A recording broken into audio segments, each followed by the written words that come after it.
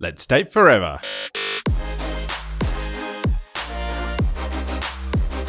Here's your weekly dose of relationship fuel with Sammy and Nathan Yeager. Hello and welcome to Date Forever. In this week's episode, we're chatting about where our limiting beliefs come from and how we create new beliefs, overcoming workplace burnout and developing a more whole sense of self, and the difference between self-esteem and self-worth. But before we dive into that, Sammy, what's been fueling you up this week? Oh my gosh, I had such a fun weekend. I had a couple of girlfriends visit me from South Australia for a couple of days worth of sleepover. And the three of us haven't hung out for an extended period of time for years. Yeah. So it was so fun. We had lots of quality girl time, walks, and Nath and some other friends joined us for a hot tub time machine gig on Saturday night, which was so fun. Danced and danced and danced. But my cup is feeling very full after some quality time with friends. How about you, Nath? What fueled you up this week? Mine was definitely that hot tub time machine gig that we went and saw at Horton Pavilion. So it was a sellout gig as well. So it was packed. There was plenty of people there, a really fun atmosphere. And I kind of injured myself earlier on in the week. And so I was wondering how I was going to go dancing for 2 or 3 hours or something, but managed to pull up okay. Went to the Cairo on Saturday morning to get me sorted before going out for a dance. But yeah, it was just a really fun atmosphere and really fun vibe. So yeah, definitely fueled me up. But now here's this week's guest. On today's episode, we have AJ Davis joining us. AJ is an intuitive business, mindset and sales coach and a rapid transformation hypnotherapist. She specialises in helping women in business develop great relationships with themselves so that they can make more money and impact.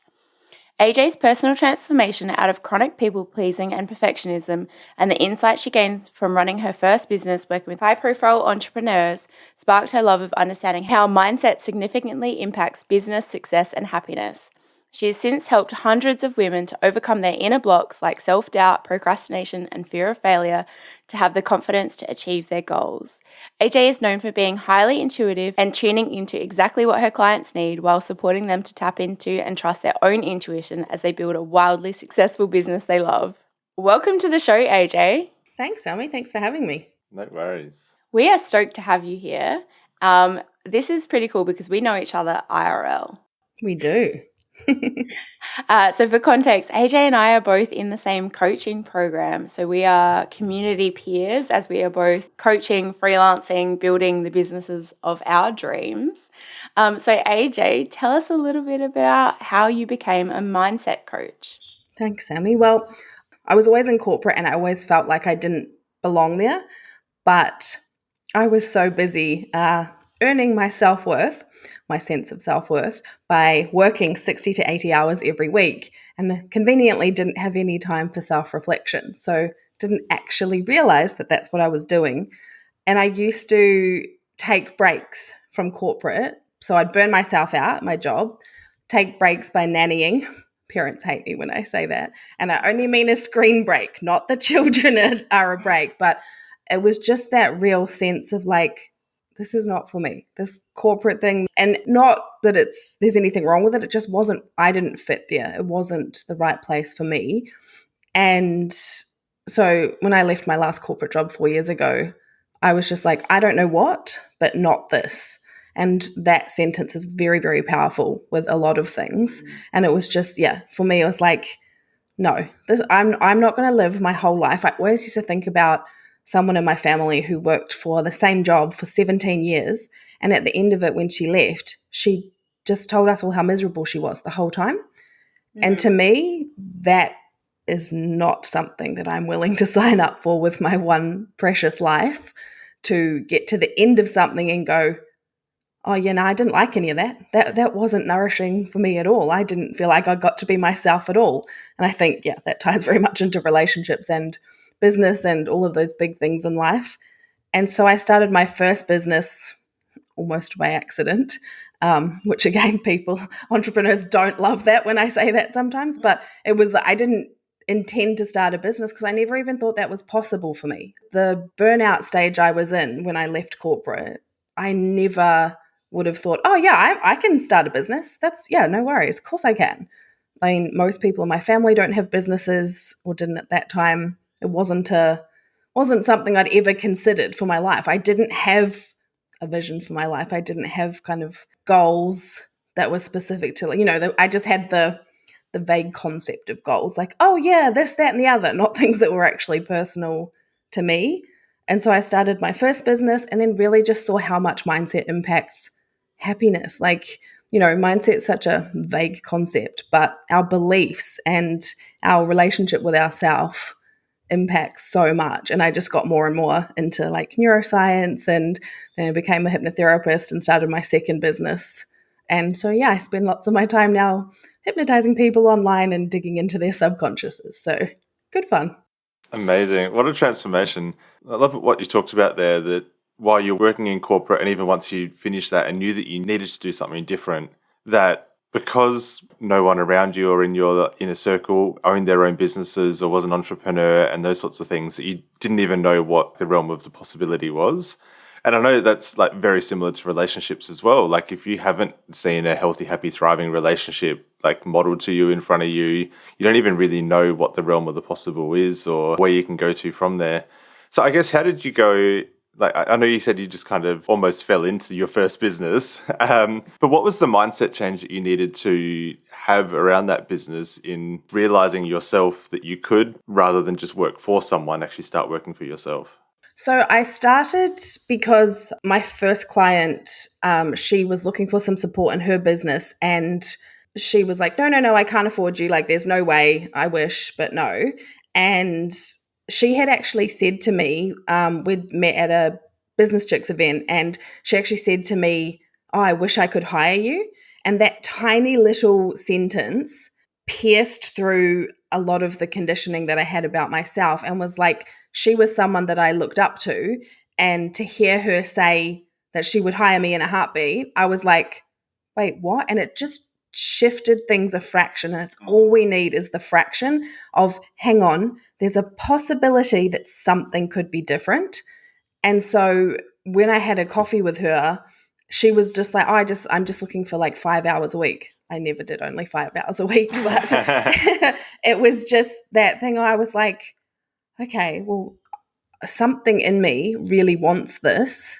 So I'm just going to find a way to back myself and make it work. And the more I did that, the more that became a possibility again. It was like that tiny little crack in the door. And the more I kind of pulled the door open, the more I was like, oh, and it could be this. Oh, and it could be this. And I could do that. And now I'm 4 years into working for myself, which still blows my mind. And the more and more I built up evidence for myself of things being different and that I could have the self-agency of changing things, the more deep personal work I did on myself, because I just started realizing I had more of that space. I wasn't working 60 to 80-hour weeks, that's for sure.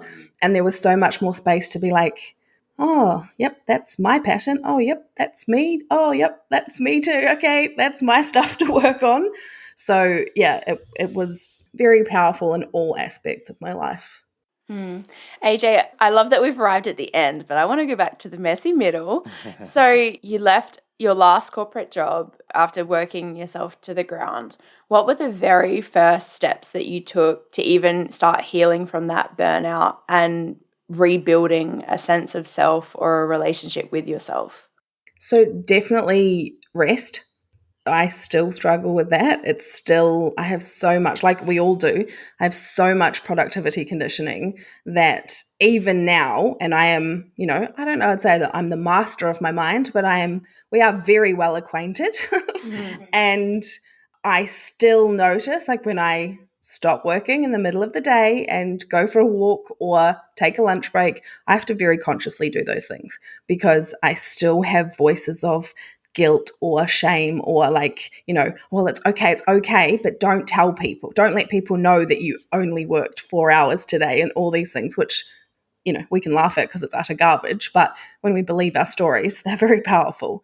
So the first thing I did was actually let myself rest and commit to I'm doing something different. I don't know what I'm doing. I don't, because I left my job before anything had started with my business. Like and that's a pattern in my life. I've left quite a few jobs. I do have some courage reserves that when I'm like finally at the end and I'm like, nope, I'm done. Fuck you. Fuck this. I'm out of here. Yeah. And I'm like, I call it rage quitting, but I never have rage quit and just walked out. Like to the point where my last corporate job, when I left, I was the last person in the office and I walked out the door by myself at 9:14 p.m. on my last day in a job I didn't even work in anymore. I mean, people pleasing conditioning, hello. So rest was massive. Rest is still massive. And yeah, then I did start. So I've been seeing my therapist for over 8 years now, and I love her. And I've changed so much. But for me, a big one was like anger. Like I was very angry. Not that people would know, because outwardly I was so capable. But underneath, even when I had that first meeting with my first client and her business manager, they were like, I think you need to heal from that job. And I was like, oh, what? It was so vulnerable because I was very allergic to vulnerability most of my life. So yeah, to have that outwardly reflected to me was like, yeah, okay, that's a pretty big deal from people that I really respect and admire. So yes, I am very pro therapy, not surprising since I am a therapist, but yeah, it's, therapy of most kinds I just think is so powerful.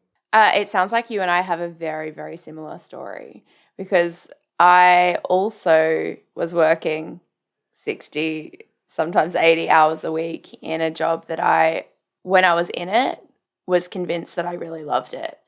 And it was serving me in so many ways. It was driving a lot of growth. It was driving a lot of validation, a lot of visibility.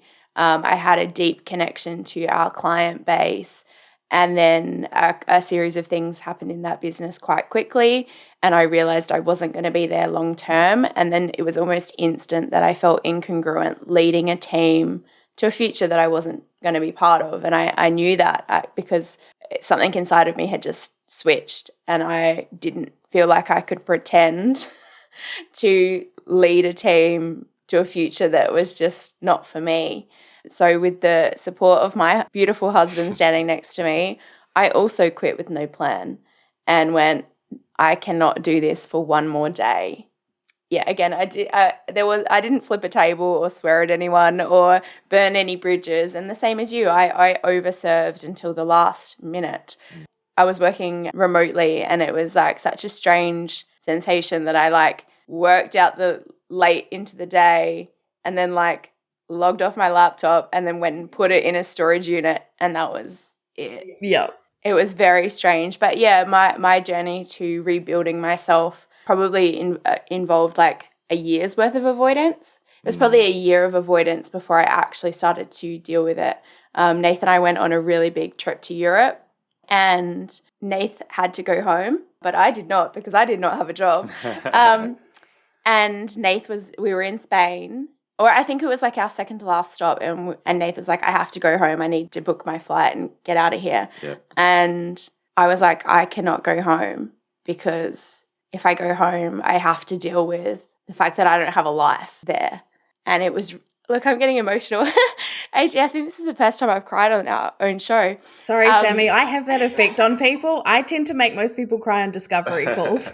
And then I did this. I cried for 2 weeks in Lombok in Indonesia, and I journaled and I rested and I started to take ownership for what I had created.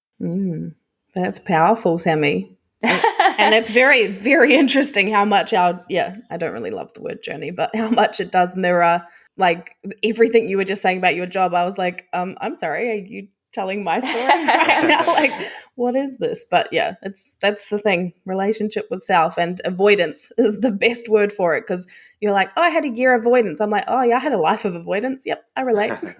Yeah. So, and it was interesting because Nath and I were thinking about starting this podcast, and we went to an event at General Assembly, and it was like a really basic business kind of class, and they were teaching pitching and presentation. And I don't even know what it was about this, that we went and in that we were practicing our pitch and our presentation to one another in the room. And I met a lady who was a psychologist who specialised in workplace post-traumatic stress disorder.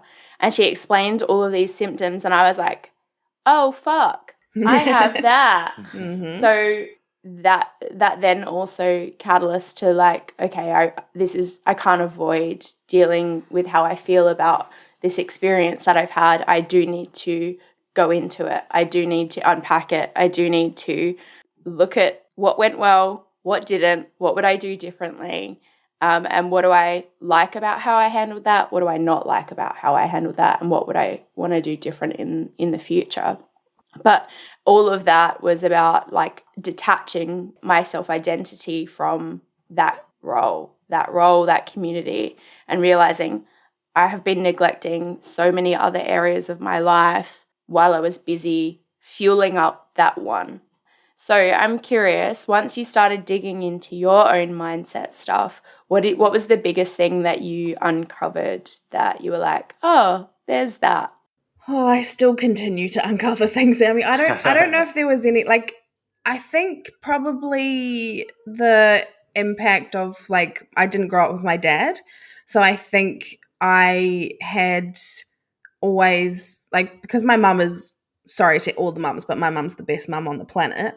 So because I always had her, I always felt almost like, it's that thing about privilege, those funny stories we tell ourselves where it's like my mum is so amazing, was and is. So how could I possibly have any negative feelings about not having a dad, which is so invalidating and such garbage. That's not how our mind works.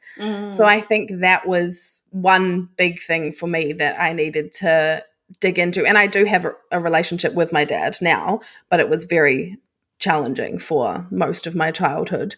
And I think that was one of the big things. I mean, there's so many. And one of the biggest things I've learned from doing the work that I do with RTT and Rapid Transformation Therapy and coaching is like we often think that our mindset stuff, our stories comes from trauma, like has to come from trauma. So often when people come to me, they'll be like, oh, I don't think I have any trauma. And I'm like, oh, it doesn't take trauma to form limiting beliefs. Like, yes, that can definitely kind of jam them in there.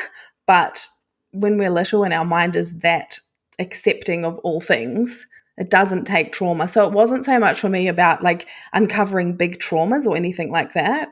But the more distance I was from that corporate life to realize more and more and more how unhappy I was and how strange it was, the difference between self-worth and self-esteem. So to look and be outwardly, like there was a joke in our office that we didn't need a swear jar, we needed an AJ jar because everybody would come to me for everything, things that had nothing to do with me at all. And so I got so much self-esteem from that, from being needed. From being needed. Yep. Felt so good to be needed, to be irreplaceable. That was always, and again, this was subconscious conditioning, but whenever I started a job, my subconscious pattern was to make myself irreplaceable as quickly as possible. And boy, was I good at it. So it's that significance piece. Yeah, exactly. And my sense of self was so tied up into like everything I can achieve, everything I'm good at, everything I know.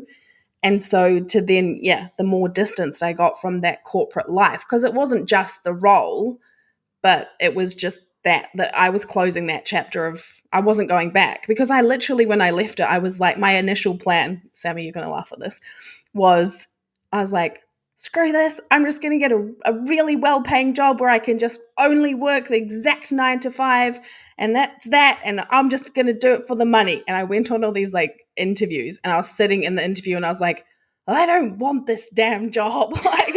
And I'm sure my therapist was like, okay, yep, that's a great plan. And in her head going, sure.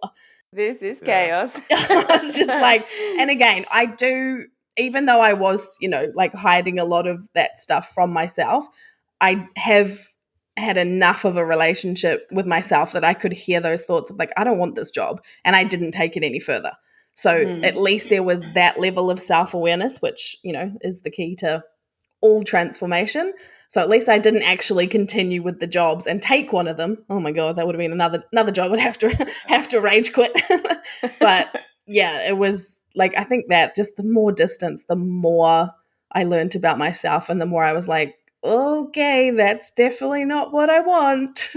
uh-oh, what do I want?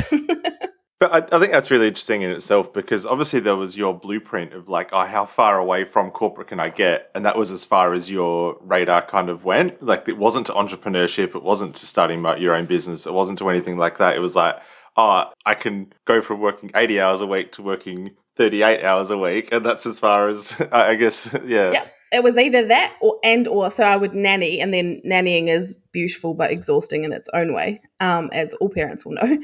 So those were the realms of my possibilities. Because I had such a low sense of my own self-worth, I would never in a million years have looked at an entrepreneur and thought, oh, I could do something like that. That was just completely not in my mind at all, ever. AJ, you mentioned it before, the term limiting beliefs. Can you explain to us like your definition? Like, what is a limiting belief? Where does it come from? So limiting beliefs, again, it's one of those, it's a little bit buzzy word. It's a bit like mindset. It's kind of like, what is that? So any limiting belief is just a belief. Usually like the most powerful ones are the ones we have about ourselves, but they're basically your stories. So actually it's so funny that, Nath, you just used the word blueprint, because it's exactly what your beliefs are. They're your blueprint for how you live your life.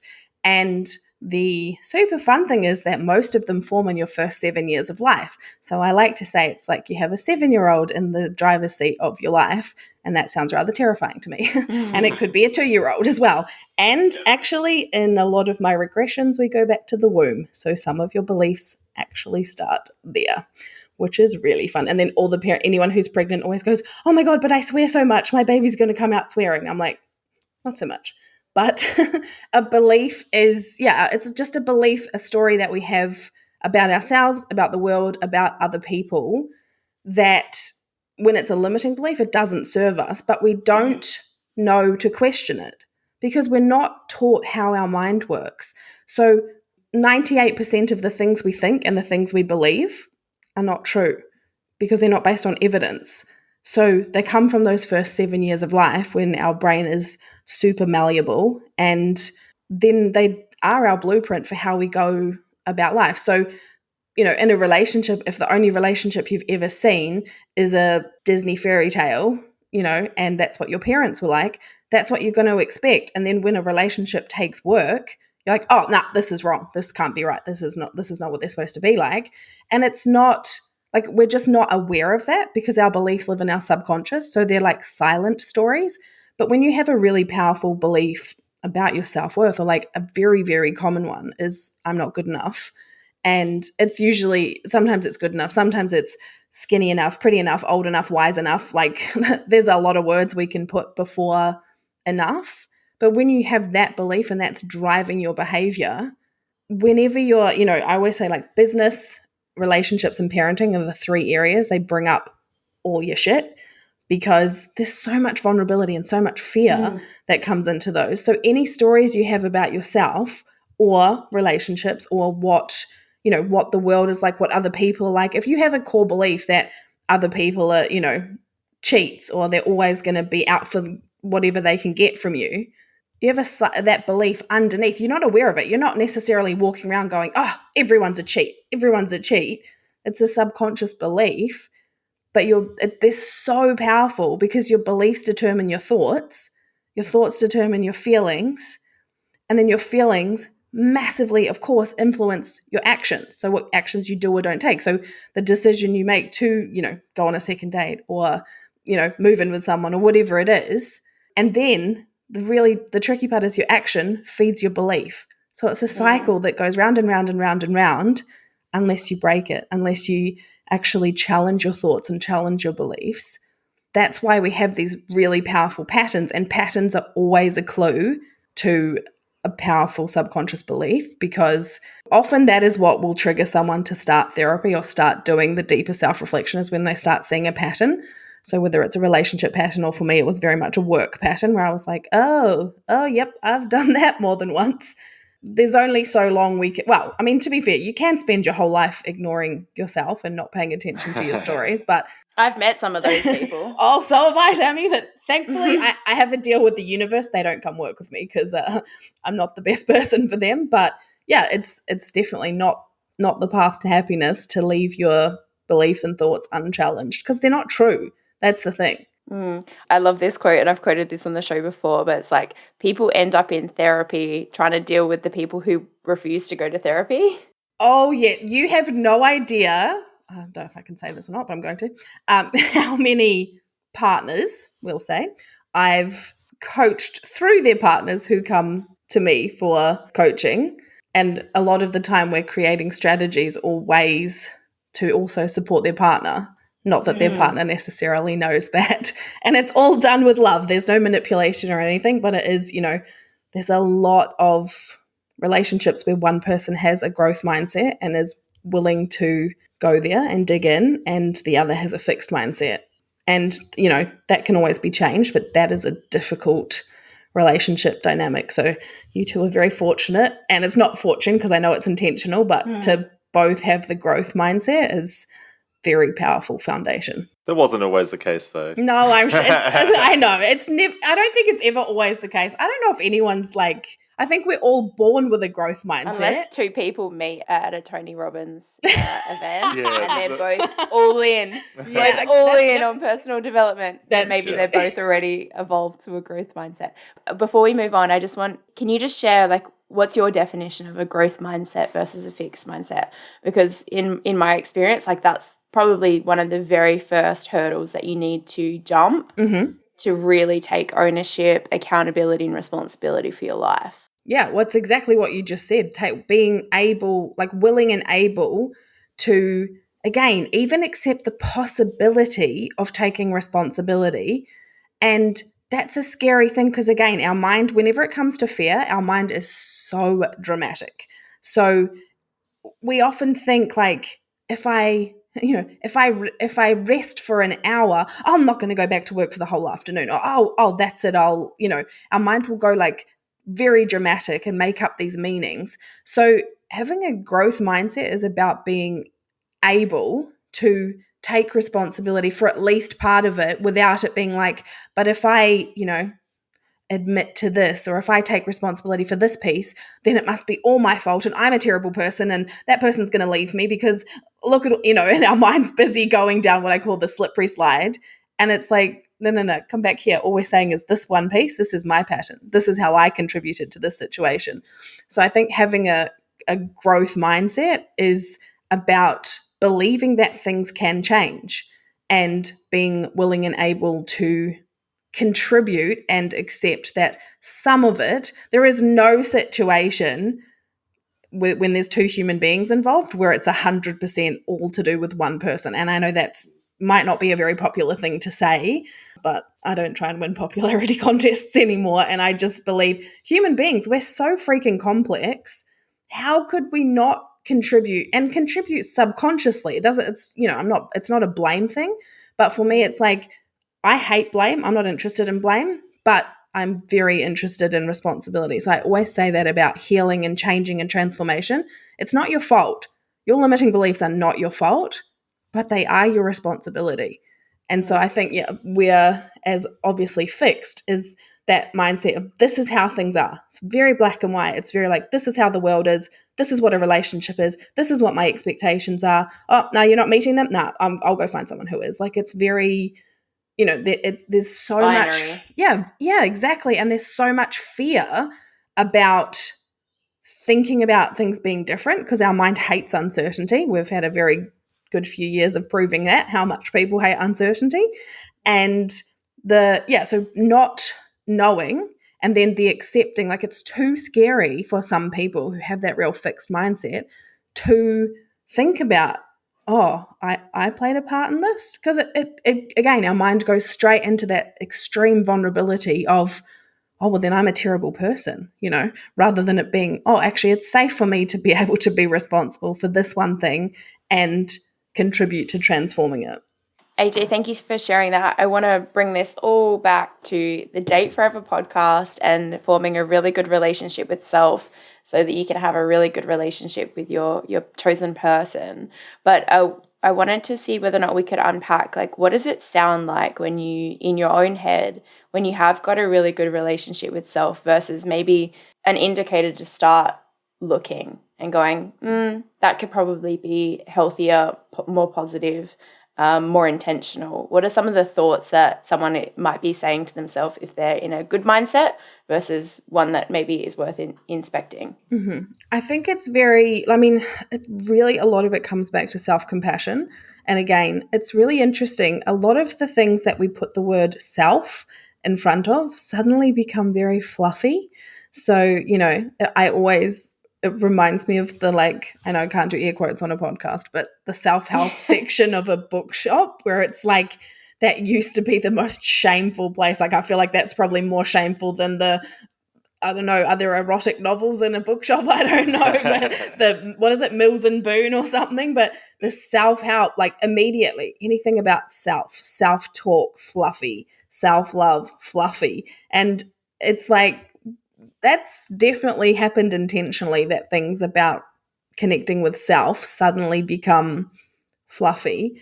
But actually, when you have for me, it's like self-talk and self-compassion. Like knowing that when you hear your self-talk and your self-talk is all about criticizing yourself, it happens a lot with like body image stuff. People look, but just a lot of let's say you have a fight in a relationship and it's immediately turned inwards on like, I'm a terrible person, I did this, I did that. Like really, there's a big difference between being self-critical and reflecting. So if you're able to hold the energy of like, okay, this happened, let me, have some compassion and reflect on it and see what happened, how did I contribute, what triggered me, what did I say that maybe triggered my partner. That energy is probably like an indication of a healthy relationship with self. Whereas if we go straight into the like all about self, I'm this, I'm this, I'm this, I'm this, like really, we can be very cruel to ourselves. Or they this, they this, they this, they did this, they're terrible, they're that, I'm gonna leave. This is, it's like an indication of truth. Like it's true because we know we always contribute. So I think the way you talk to yourself is a huge indication of your mindset and your relationship with yourself, because the things that we can say to ourselves, we would never say to someone that we love. So I think, the paying attention to the way you're speaking to yourself, because it's not actually you who's speaking like that. It's just a parrot that's very good at using your voice. But challenging those thoughts, or at least even having the self-awareness to hear them and see, are you sitting in a space where, and it takes time, like sometimes we need to kind of de-escalate a situation and then be able to reflect.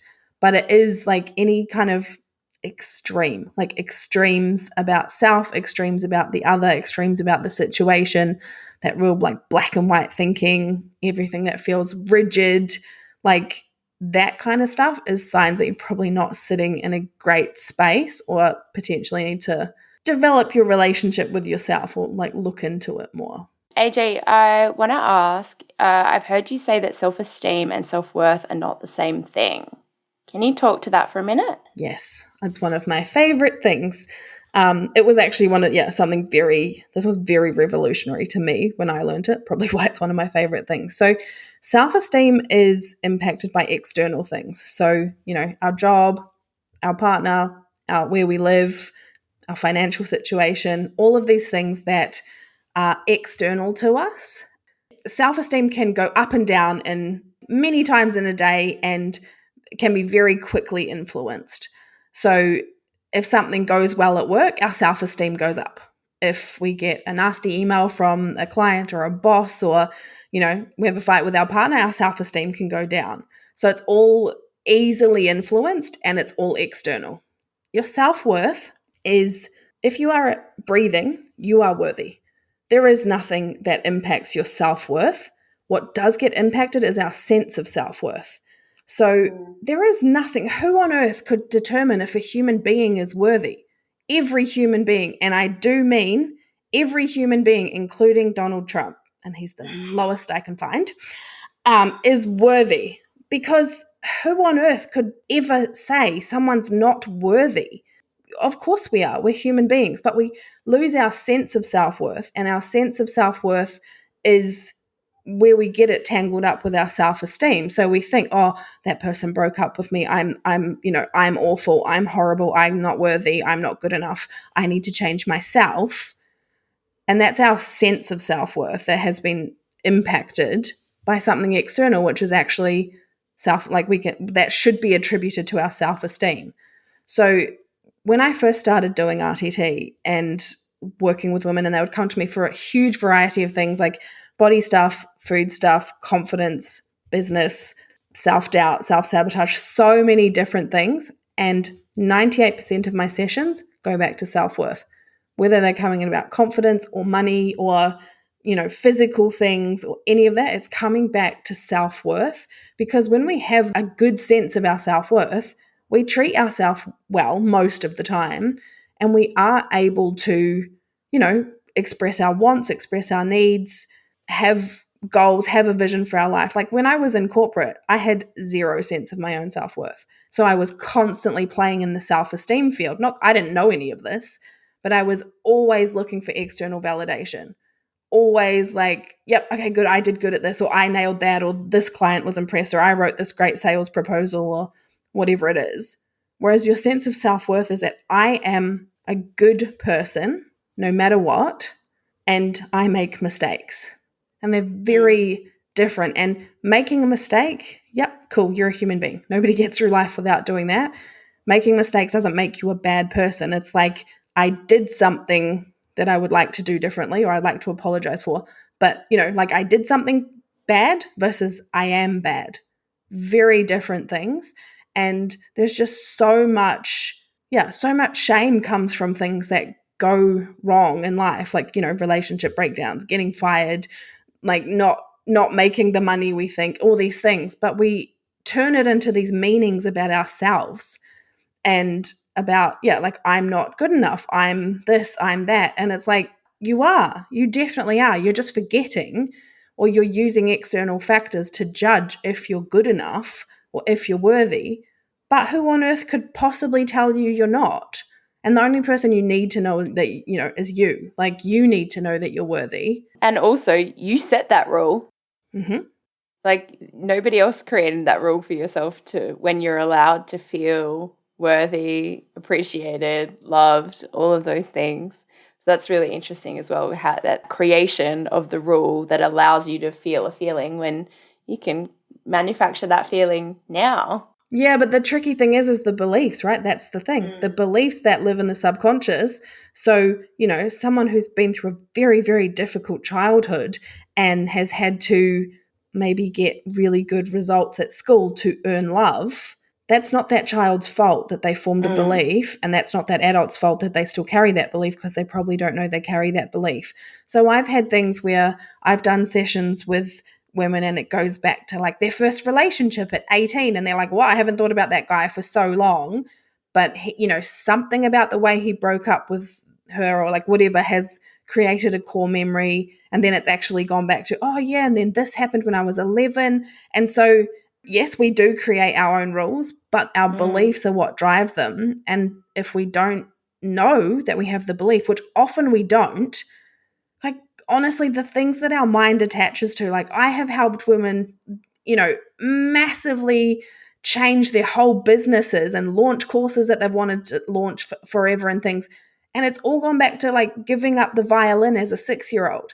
That 6-year-old formed a core belief that she'd let her parents down because they were so attached to her playing the violin, which they weren't, but that 6-year-old believed that they were, and then carried with her for 30-something years this constant need to get, more qualifications, more degrees, more success, more this. I'm not good enough. No, I'm not qualified. Who would listen to me? To the violin at 6, like, nobody can make that connection because it's so illogical.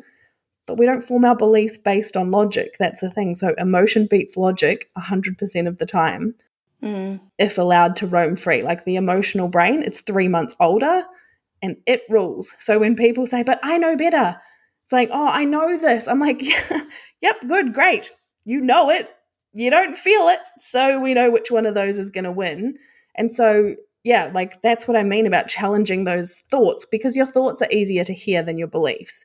So we don't tend to walk around to be like, oh, I'm not good enough, I'm not good enough, I'm not good enough. It's more like we'd use language more like, oh, I failed at this again, I failed again, I failed again. And that's feeding into the belief underneath of I'm not good enough, or I have to do XYZ to earn love, or, people will only love me if I do this, or if I show up this way, or if I look this way, or if I act like this. And that's why, yeah, especially in relationships, when you are with someone where there's a lot of vulnerability, which is most relationships, suddenly they start mirroring all of these things back to you that you might not want to see. And we do create those rules for ourselves. So it is, again, it comes back to not your fault, yes, your responsibility to start seeing like patterns, rules. Like rules are a great one because, man, I found so many rules and I like the stupidest things. And once you can bring it into your consciousness, you can transform it. But if it just lives in your subconscious and it's silent, you don't know it's there, it has a huge impact on how you go about your day. Yeah, for sure. So AJ, if people have realized or are starting to realize that they've got a low sense of self-worth, like is there an activity or is this like a first step that people can take to start repairing that self-worth with themselves? Yeah, and even self-worth, it's such a like it's not tangible, right? So it's a hard thing to measure. But again, to just see if you really like it, everything starts with self-awareness, always, and to really pay attention to your thoughts and to your self-talk and to your beliefs. If you can, some beliefs you'll know, some you won't. But the most powerful thing you can do is first to pay attention to them and then to challenge them. So literally say, like when you hear a statement like, I need to do XYZ to be in a loving relationship. If you hear a thought like that, to go, hang on, is that true? Is that true? Like, is that true? Is one of the most powerful questions. And the second piece to that is prove it. Because limiting beliefs are not based on fact. They're usually based on some kind of powerful emotion. So, if we're saying like, well, if I don't do XYZ, she's going to leave me, then go, hang on, is that true? And we have to dig in and go, is that true? And your mind will probably say, yeah, it's true. I'm sure of it. So prove it. Find the evidence.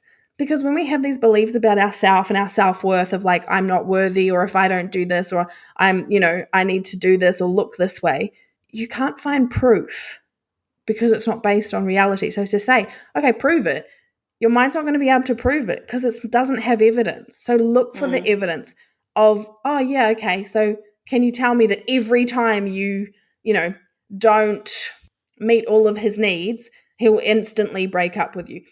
No, there's not going to be evidence of that because that's not true. So look for the evidence. And again, I know self-talk sounds like such a fluffy thing, but it is life-changing because my inner critic used to be, like, I used to call her the inner bitch. Like, she was so nasty. And now I've literally trained her that she never bothers to tell me anything negative about myself. Like, yeah, I definitely still have negative thoughts, but compared to what they used to be, just light years of difference. Because when she goes to tell me something mean or nasty about myself, she doesn't bother because she knows I won't listen. So I've trained her, and it's so possible. But to just go, hang on, no, wait, like, is that true? Is that helpful? Nah, not interested. Go away. Go tell someone else. Like, it's just so creating. I always get my clients laugh at this, but I get them to create, like, turn their inner critic into a character. So to give it a name, you can pick a schoolyard bully or someone you don't like, or just make it up. But to argue back with that person, like, it's not you. That's not your voice. You would not talk to yourself like that. Do you think you were born talking to yourself like that? Hell to the no. So argue back and don't believe it, because it's like literally like you're just believing lies about yourself that have such a huge impact on the way you experience life, relationships, your day, your work, your business, like all of those things. So just hear the thoughts. And that's the first bit, to pay attention and be like, even again, let the crack of possibility in that maybe it's not true. AJ, thank you so much for sharing and joining us on the show. To sort of round this out, I mean, a big part of this conversation is that our relationship with ourselves sets the tone for every other relationship that we have. So I'm curious, what are you doing in your relationship with yourself now to cultivate a really strong sense of self-worth? What are some of the habits, practices that you've got to keep your relationship with you really fueled up? So this is one that applies to your relationship with yourself and to others. And I think I'm at the moment incredibly focused on paying attention to my needs. And there's a lot of conditioning about like having needs makes you needy. So I've had this conversation with a lot of women about relationships that I don't want to be needy because, oh, yeah, guys don't like needy. It's like having needs doesn't make you needy. Having needs makes you a human being. So be responsible for meeting your own needs. And it doesn't mean you are responsible for meeting everyone's needs, but to be able to express your needs to yourself and to your partner does not, like, I always use the example of like birthdays or like gifts, and people think, well, if I have to tell them what I want or tell them what I'd like to do on the day or contribute in any way, then it takes away, then it's not worth it, then it's not the specialness. Because if they loved me, they would know what I would like, they would know. That's utter garbage. That is absolute garbage. And it doesn't negate the need being met if you express what you would like. It really, and this is to yourself, whether you're meeting your own needs or you're asking for your partner to meet your needs, to be able to express what you would like, it massively increases the chances of it happening. So on things like birthdays or Mother's Day or Father's Day or those sorts of things where it's like there's an expectation or this is how I'd like that day to go, what we see so often is the need doesn't get expressed. So I'd like to spend the day as a family, or I'd like to spend the day by myself, or I'd like for us to go on a really special date night, whatever it is. And it's like, no, because if they loved me, they would know. And it's like, well, no, that isn't fair, because just you can love someone and not be a mind reader. So it's like being able to express first to ourselves, say, oh, actually, yeah, I would really like us to go for a special dinner. I'm not saying you have to book the dinner, pick the restaurant, do all of the things. But to be able to say, hey, babe, actually, would love for us to do X, Y, Z. I'd love to, can we plan a weekend away? Or to yourself, like admitting, oh, you know what? Actually, this weekend, I really want to have some connection. So I want to, I'm going to call my friends and book something in. Not the story we tell ourselves of, well, if my friends wanted to see me, they would book something in, And I'm not saying we don't ever want to be the person that does all of the giving. Been there, done that, wrote the book. But to be able to even to admit to yourself, like Sammy, I'm sure, like, have you guys read Untamed? I'm sure everyone on the planet's read Untamed. I have. Nath hasn't, but I talked Nath's ear off the whole time I read that. Glennon Doyle is amazing. I love her so much. But the story she tells about, there's a group of teenagers in the room, and she goes into the room and asks them if they're hungry, and all of the boys are like, yep, I'm hungry, like, yep, food. And the girls all look to each other to see if they're allowed to be hungry. And that is and again, I'm not saying that men don't struggle with expressing their needs either. That is definitely not what I'm saying, but it's just an example of how we can be conditioned to not have needs, or think we don't have needs, or look to someone else to see if we have needs. Or permission to have them. Yeah, like, am I allowed to need this? Am I allowed to want this? Like, and so often the first part is actually admitting your needs and your wants to yourself. And letting go of that story of, oh, but if they loved me, they would know. And I'm like, well, really? Because you don't know. How are they supposed to? Like, that feels like a very unfair test if you're not sure what you need or want, because most women, honestly, I'll say, like, okay, like, so when was the last time you considered what you want and you took action on that? And it can be something as small as, like, do you pick what's for dinner? Do you pick, like, you see it, like, so many of my friends, it drives me crazy. Will be like, what are we going to watch? What are we going to eat? And they'll just wait for me to be like, I'm like, I'm not your mother. Like, do you want me? And I'll go, do you want Thai? Do you want burgers? Do you want pizza? And I'm like, okay, you guys pick the movie then. It's like, oh, no. And I'm like, oh, if we can't pick that's not the movie, sexy, is it? Oh, no. That's just not, it's not true either, because it's the meaning we attach to having needs. Like, having needs does not make you needy. And if it does, who gives a fuck? Like, be needy then. Like, it's ridiculous. Like, you will not get your needs met if you can't validate them for yourself and express them, whether you're meeting them or you want someone else to. Like, yep, cool. It's great to hold on to the dream of, oh, yeah, they'll read my mind and know exactly what I want and plan it all out and execute it perfectly. let me know how that goes for you, because I don't really see that playing out in reality, actually. And those unexpressed needs, when they're then not met, also creates so much resentment. So much resentment, which has to be the biggest relationship killer. I'm sure of it. Nathan and I talk about that resentment as like the secret little termites that eat away at the foundation of your relationship. And it still might look like the same structure, but it's not the same structure. Yep. AJ, thank you so much for joining us today and sharing a little bit about your own personal story and experience from being so burned out to now helping lots and lots of women to master their mindset. To say thank you, we have provided a student in Indonesia with a week of classroom education. This is really important because this organisation focuses on empowering women and girls to get into education. So we know that when women get educated, they lift up their families, their communities, and their countries.